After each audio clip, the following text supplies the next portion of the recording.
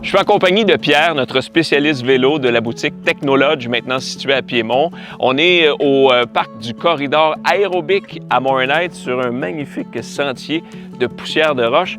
Et ça va nous amener, Pierre, à parler des différents types de vélos disponibles maintenant sur le marché. Il faut vraiment cibler ce qu'on veut faire le plus souvent possible quand on veut acheter un vélo. Exactement, c'est important de cerner un petit peu ses besoins. Aujourd'hui, toi, tu as amené ton vélo de route. Moi, j'ai un vélo qui ressemble beaucoup, c'est un vélo de gravel, mais qui est un petit peu plus adapté à la région, si on veut. Au niveau des différences entre les deux, si on regarde rapidement, qu'est-ce qui va nous marquer? C'est la grosseur des pneus. On voit qu'on a un petit peu plus de volume, un petit peu plus de cramponnage, surtout en avant, pour garder comme le meilleur contrôle possible. C'est des vélos qui sont très proches. Les différents types de vélos aujourd'hui sont très segmentés, mais pour ici, on veut quelque chose le plus versatile possible. On peut très bien aller faire des longues rides de vélo de route avec, comme on peut faire des kilomètres en sentier battu, poussière de roche, peu importe. Qu'est-ce qui fait que ce vélo-là est plus polyvalent que celui-là, par exemple? Dans le fond, au-delà du volume des pneus, on va rouler des pressions un petit peu plus basses pour avoir une meilleure traction par rapport au terrain. La géométrie du vélo, même s'ils ont l'air très similaires, va quand même différer pas mal. On va avoir des angles un petit peu plus ouverts, on va avoir un empattement qui est la distance entre le centre des deux roues qui est un petit peu plus long, qui va donner plus de confort, plus de stabilité. Le vélo va être un petit peu plus pesant parce qu'il va être plus résistant, on a un petit peu plus de matière dessus pour qu'il résiste un petit peu mieux aux chocs, aux vibrations répétées, mais la conduite va être super agréable. Restons dans l'aspect sécuritaire là, parce que le freinage, que ce soit pour un vélo de route ou un vélo comme le tien, c'est hyper important, mais encore là, il y a une distinction à faire en termes de freinage qui vont être efficaces dans les deux cas, mais dans la composition des deux, on est ailleurs. Là. Exactement. Si on regarde ton vélo, on a un frein sur jante, donc une mâchoire qui vient freiner sur les bords de la roue. Pour le vélo de route, c'est largement suffisant. En conditions humides, ça prend un petit peu plus longtemps pour aller chercher la même freinage. Mais compte tenu qu'on peut rajouter de l'équipement sur celui-là, par exemple, est-ce que le frein à disque ne devient pas... un petit peu plus adapté. Ben, c'est ça. C'est ça. En fait, on veut une plus grosse puissance de freinage, on veut que ça soit constant, on veut pouvoir comme vraiment y faire 100% confiance. Fait que le fait d'avoir des freins à disque sur un vélo de gravel comme ça ici va permettre tous ces éléments-là. Pierre, il n'y a pas un cycliste qui a le même gabarit, la même physionomie. Jusqu'à quel point les ajustements d'une personne pour un vélo sont importants? C'est autant, sinon plus important qu'un vélo bien ajusté. On veut que le vélo soit bien ajusté, évidemment, bien sécuritaire. Mais si on n'a pas la bonne grandeur de vélo, si on n'a pas la bonne selle, la bonne largeur de guidon, la bonne sortie de selle, on ne sera pas bien sur le vélo, l'expérience ne sera pas bonne, puis on n'aura pas le goût de renouveler l'expérience. On peut se blesser aussi si on est mal positionné sur le vélo, fait que c'est extrêmement important. Pour rouler en sécurité sur les deux types de vélos, qu'est-ce qu'on doit savoir, qu'est-ce qu'on doit faire avant d'amorcer nos sorties? Alors avant de commencer une sortie, on va tout le temps s'assurer que notre vélo freine, évidemment. On va tester les deux freins. On va s'assurer qu'on a la bonne pression dans les pneus. Si on ne sait pas quelle pression mettre, on va regarder sur le bord du pneu. Généralement, ça va tout le temps être indiqué. On va aussi s'assurer que les roues sont bien serrées quand les gens mettent les vélos sur leur rack, sur l'auto. Souvent, nous on le voit souvent quand les gens rentrent en boutique, les roues sont mal fixées. Une façon de le valider, ça va être de mettre une main sur la potence ou sur le fourreau de la fourche, puis d'aller mettre une autre main sur le pneu, puis on va le faire travailler de l'avant vers l'arrière comme ça. Ça, ce sont parmi certaines choses à surveiller sur son vélo, mais pour ce qui est du cycliste comme tel, le port du casque, c'est devenu un incontournable. Exactement.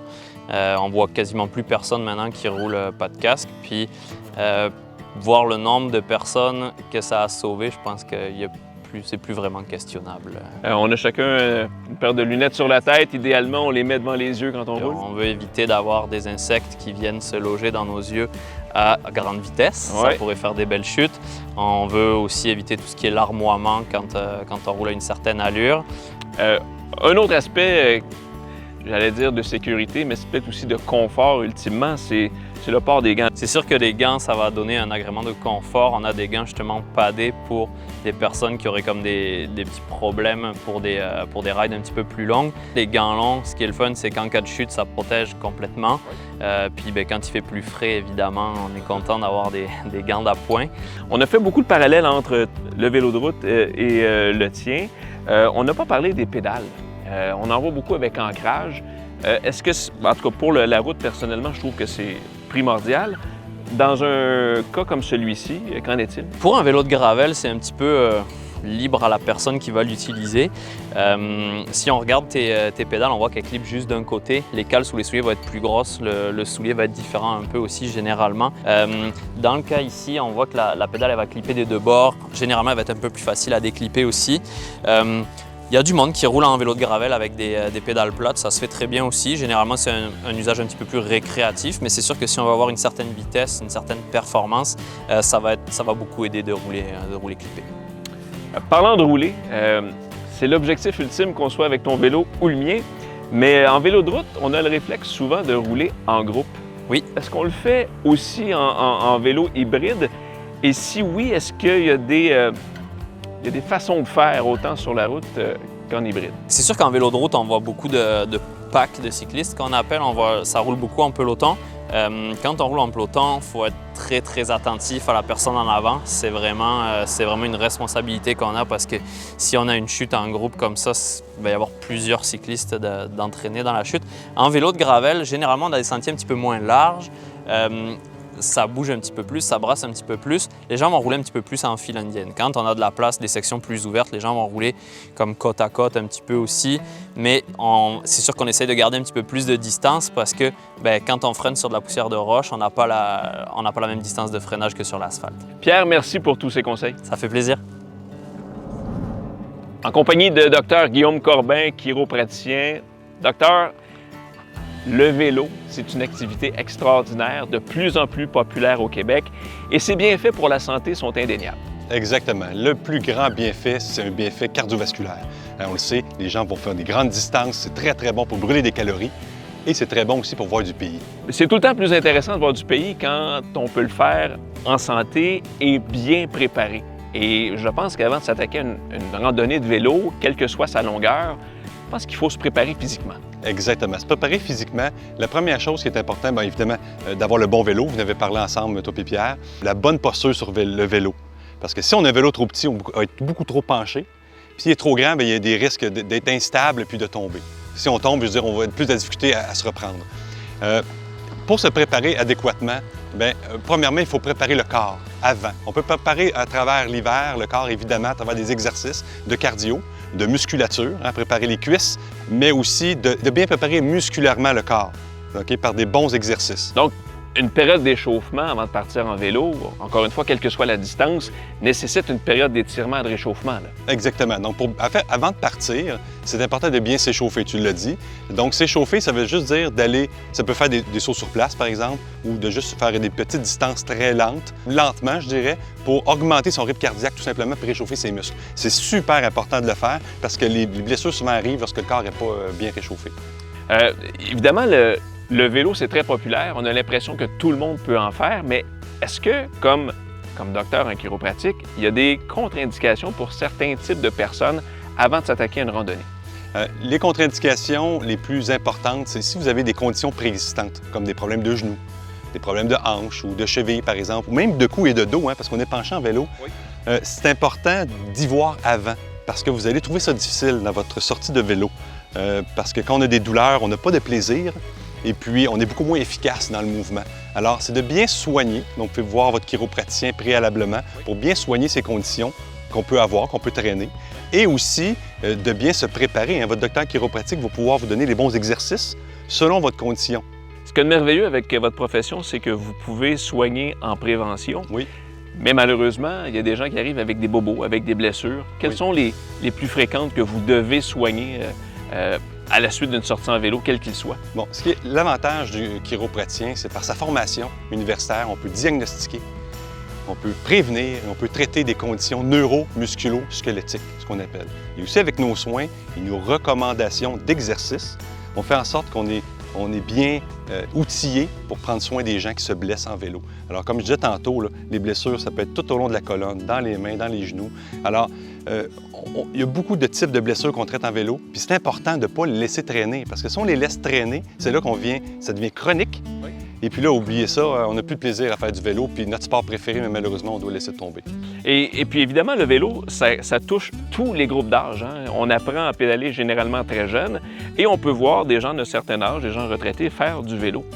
Est-ce que vous traitez tout cet éventail de patients possibles-là? Exactement, c'est bien dit. On peut soigner autant, évidemment, les plus jeunes jusqu'aux gens plus âgés.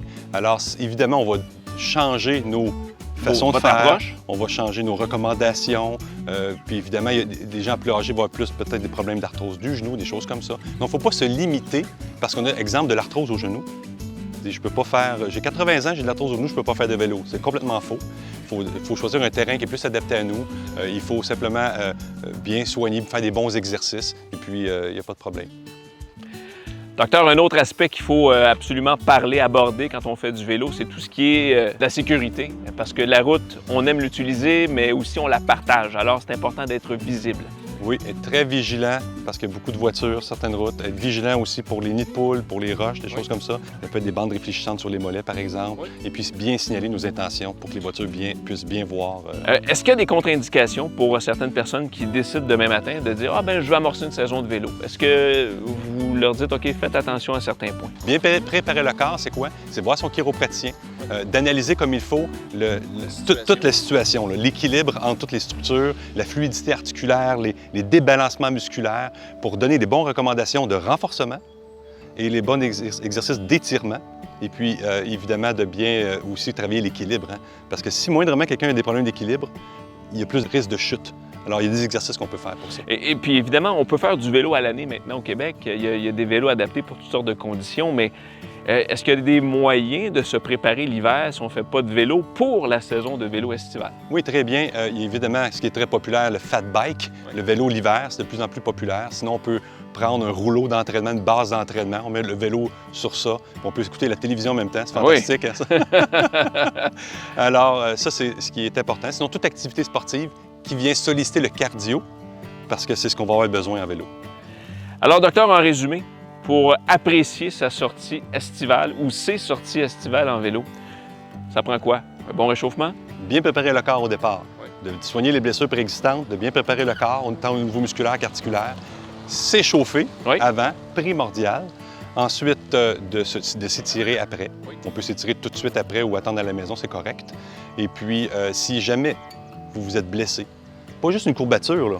Si jamais vous avez une blessure qui revient, prenez le temps de la soigner. Allez voir votre chiropraticien parce que sinon, vous allez moins profiter de votre sport avec le temps puis vous risquez de développer une chronicité dans les tissus. Et ultimement, c'est de respecter ses limites selon le niveau de forme que l'on a et c'est d'y aller graduellement, comme vous l'avez dit. Exactement. Puis ce qui est important aussi, c'est de bien préparer sa distance selon notre condition physique. Et puis, exemple, de revenir avec le vent dans le dos si on est moins, un peu moins en forme. Merci beaucoup pour vos conseils. Et puis, faites comme moi, allez voir votre chiropraticien. Ça fait tellement du bien.